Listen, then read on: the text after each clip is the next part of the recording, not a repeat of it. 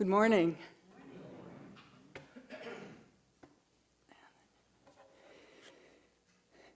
It's a day early, but happy birthday to me.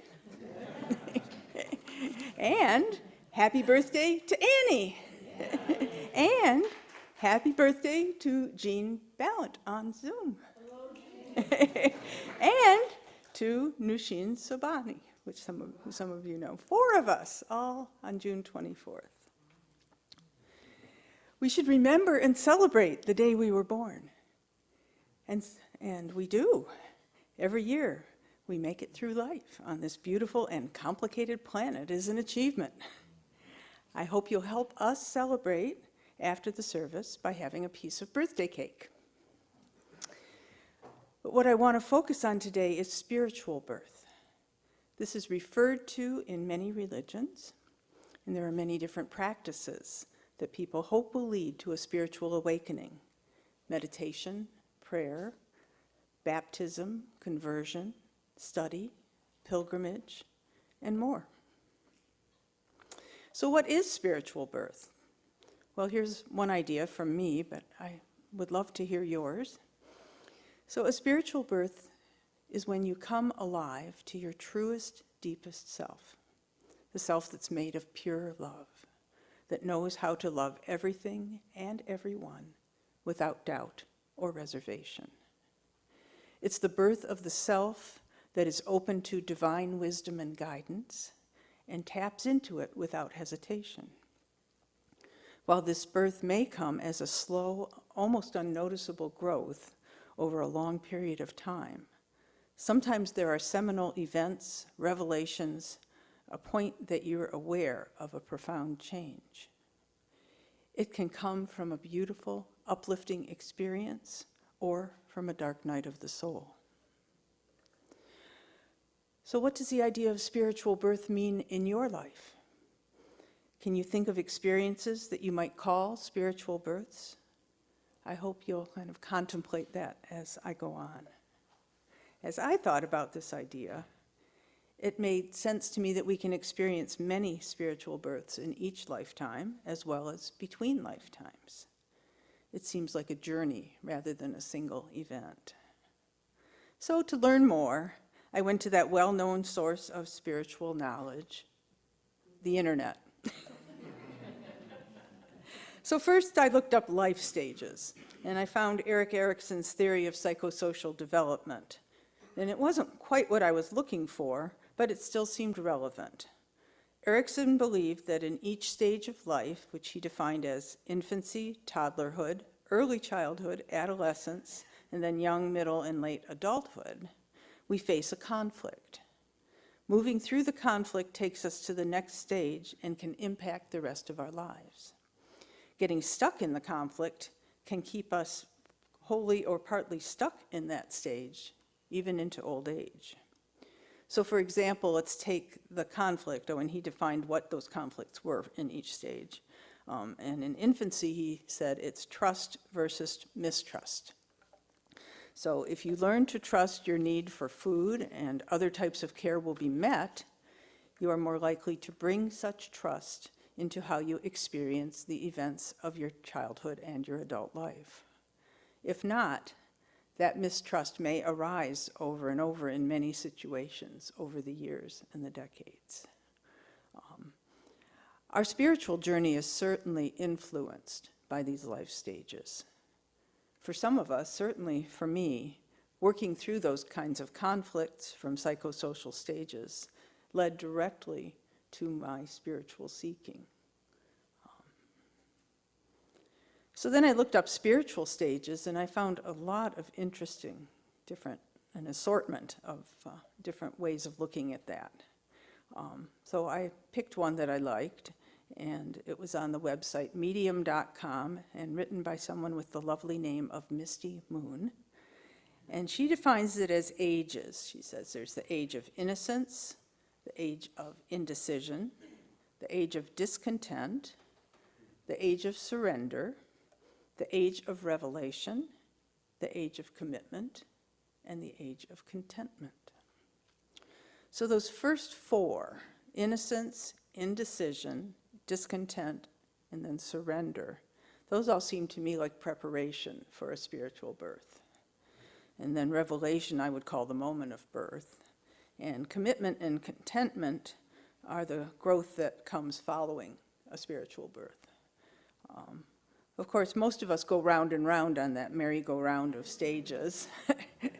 I do admit that I wish it could be once and done, you know, revelation, commitment, contentment, there, stay there. But one set of spiritual stages that I found that I didn't like had a stage called purgative.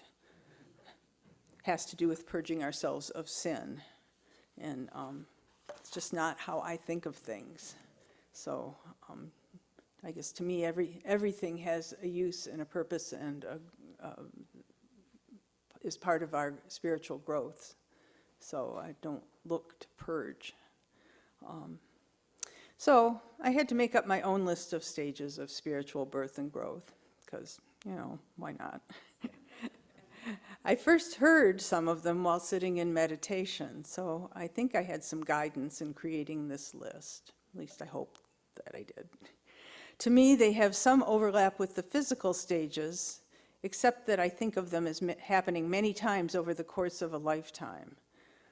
So this list is kind of long. It's got a lot of steps. It's not important to remember them or anything, but I could have made it simpler, but it's how it came. So I have a little visual aid, and Maurice gave me permission to move the flowers.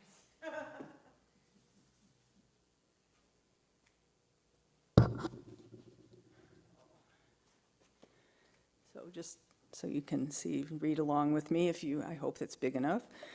So thinking about where we might start seems to me like a void, a silence, a stillness, a kind of just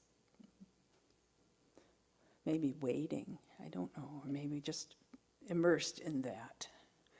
And then energies start to gather.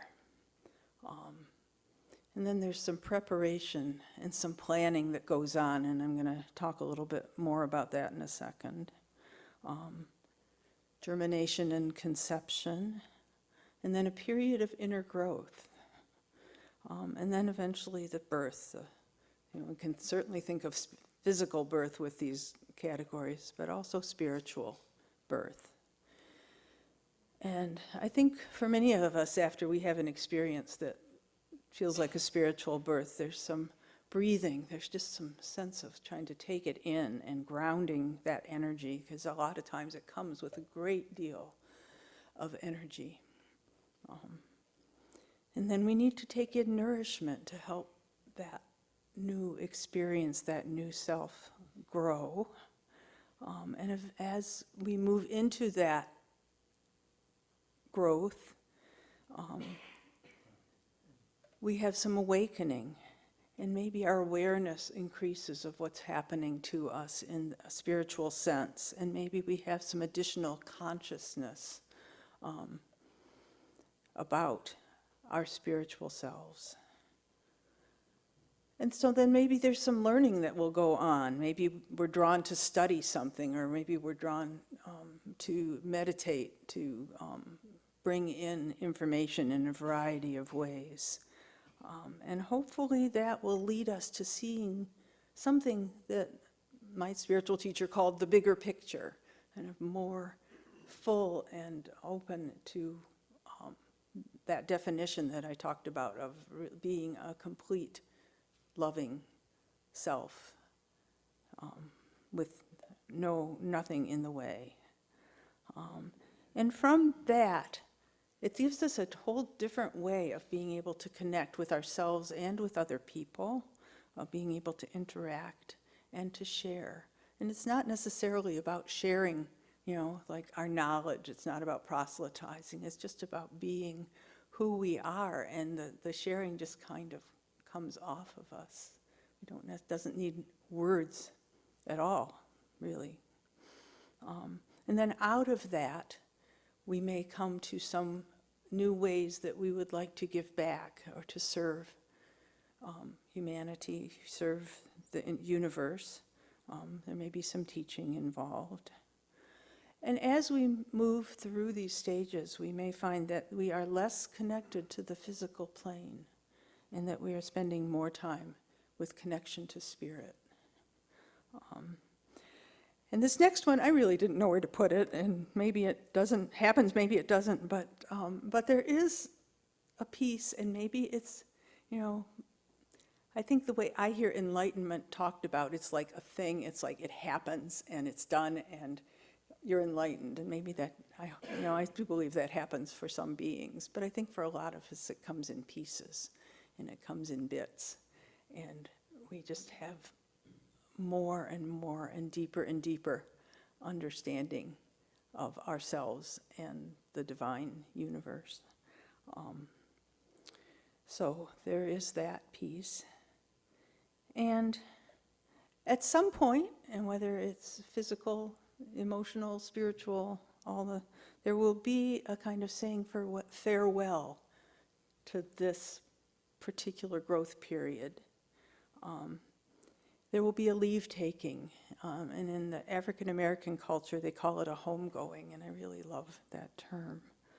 And then we get to rest. And then, of course, it starts all over again, so savor the rest when you can. All right, so I want to talk for a minute. I said I would go back to that stage of preparation and planning. And some of you may have heard of Dr. Michael Newton. He created a process called Life Between Lives. He has a book by that name, which I read and was very impressed by. And I took some words from his website to tell you a little bit about how this works. Life between lives refers to the experience of being between incarnations, or the interlife, where you exist as a pure energy being. It is also the name of a process pioneered by Dr. Newton, a deep hypnotic guided process that allows you to remember your experience of the afterlife and reconnect you with your true self and your guiding beings. Michael Newton's research enabled him to assemble a model of the spiritual realm. He documented consistent reports from thousands of clients. And the reports were of energetic beings that act in the roles of personal guides and teachers, ready to guide each one of us through and between each life. We are a combination of the energies, experiences, and learnings of countless previous lives. Each life a set of contrasting experiences that embody the variety of lessons our inner eternal self seeks to learn in its quest for development. And that's from Dr. Newton's website. He has other books as well, and he's sold over 1 million copies of books and has recorded over 55,000 of these Life Between Lives sessions and gets consistent responses from people. So I offer it to you, whether, how you, of course, receive it however you do. But the idea that we have something that happens after we die, and if you believe in reincarnation before we're reborn, that is guiding, is that void and that preparation, I think is really, I find it really helpful to contemplate. And my personal experience is that if I'm quiet enough, such as when I'm meditating, I believe I receive guidance that comes from beyond my personal knowledge. Michael Newton's writings use the term council of elders to describe a group of wise, compassionate beings who help guide us. And I really like that term. I like thinking about there being a council of beings that are much wiser than I am, that I can sometimes hear wisdom from, that it's helpful to me. The focus of his work is on what happens between our physical incarnations, but I believe such guidance is available to us all the time and is part of helping us guide and time our spiritual awareness during this life and over other lifetimes as well. So I'd like to take a couple minutes to describe a few of what seemed to me like my spiritual births. It's interesting, when I was writing this, when I got to this part, I was like totally empty brain. It's like, what goes here? So I put it aside for a day, and then I came back, and then they came. So, and as I do, I hope you'll continue to think about what events in your life you would identify as spiritual births. So, number one, many mornings when I meditate, I experience at least a bit of that void and silence and stillness. I always wish I could have more, but sometimes I get a few seconds of it, and after all the things I'm worried about, or all the things I'm nervous about, or whatever, kind of run their course, and sometimes I just kind of settle.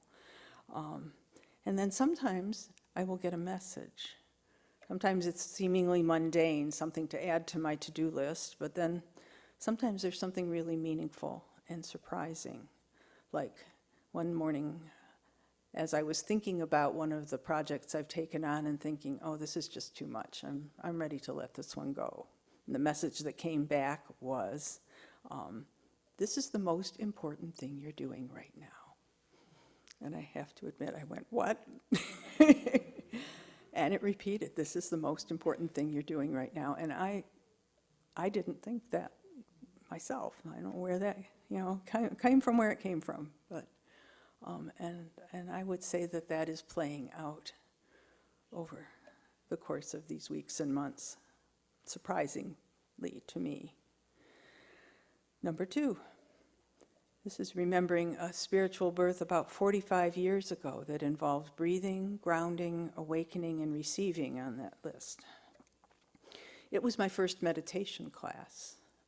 I was a highly anxious person, still am sometimes, hardly able to focus on the Sanskrit phrase I was taught to repeat.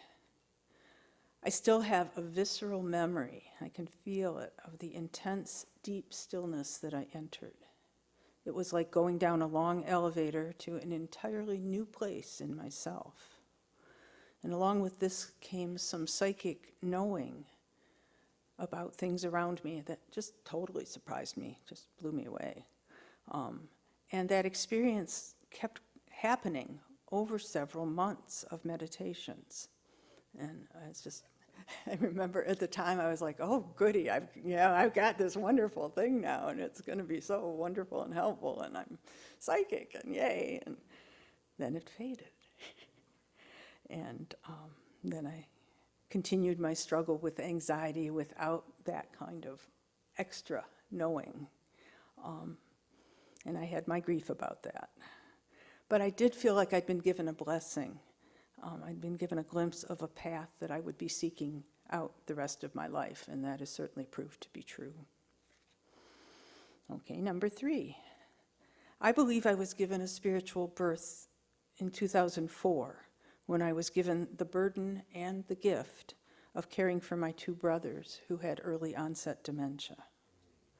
The stages included the last several on my list here: seeing the bigger picture, connecting, interacting, sharing, giving, serving, and teaching, less connection to the physical plane, more connection to spirit, saying farewell, leave-taking and homegoing, and rest. Brian was 51 and Paul was 49 when I became involved in their care. While there were many, many tasks involved and days when I really wanted to tear my hair out, walking with them as they made their way out of this world, one slow step at a time, was a truly amazing experience. Over the years, my connection with each of them became less and less about their personalities. There's a song that says, "You are pure love now, you are pure grace." And I was privileged to watch this happen with each of them, and therefore partly to me as well. The part of my journey with them on this plane ended in 2014, 10 years after it began, and now it's been 10 years since then. But they're still with me as I move closer to my own time to return to pure spirit. And number 4, finally, Becoming part of Threshold Singers of Ann Arbor has also been a spiritual birth for me, helping me open to the learning, growth, and blessings I receive every week as I sit at the bedsides of people in hospice care and sing peaceful, comforting songs to them. It feels like an honor to be present at this most precious transition to the spirit world and to their lives between lives. It takes so many forms, and it can take hours. Just last week, I was part of singing for somebody who passed within hours of that singing. But it also can take months.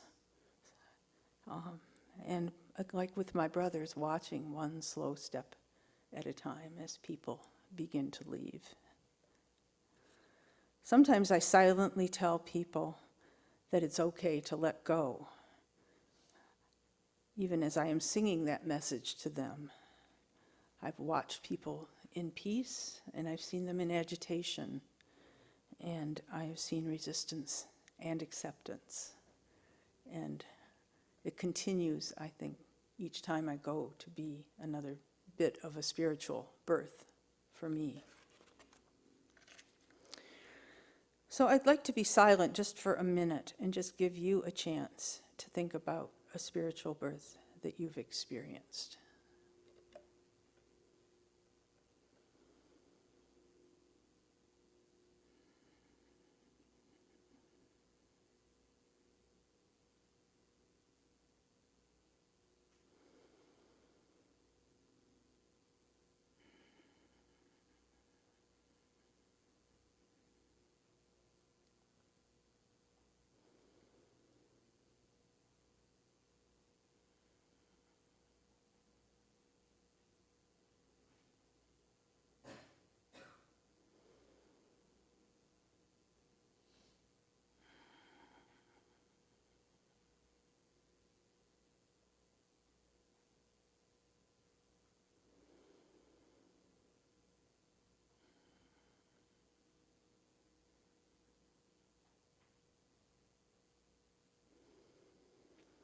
A few weeks ago, I saw a beautiful rainbow that stretched from horizon to horizon. It was amazing. I don't know if I've ever seen that before, but if so, rarely. And then sometime afterward, when I was meditating, the idea of a rainbow as a metaphor for this idea of spiritual birth and growth and spiritual cycles came to me. But it felt incomplete because it was just a half circle.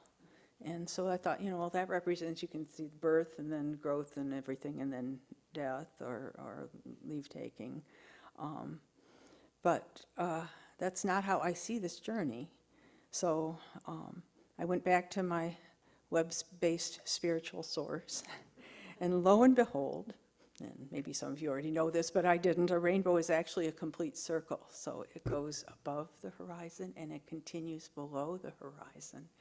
And there are nice, not actual, well, you could take a picture from space. I don't know if there is one, but it is a complete circle. And that blew me away. So I'd like to leave you with that image, and leave you to ride the magical waves of color that can represent your unending cycle of spiritual births. And to complete this talk, I will sing a song to you that is from the Threshold Singers that I sing often at bedsides. And you don't have to wait for the end of a cycle, physical or spiritual, before you can experience what this song is talking about. You can have that experience in your life right now. Lay down your burden, let go. Lay down your burden, let go. You are pure love now. You are pure grace. Lay down your burden, let go. Namaste. Thank you.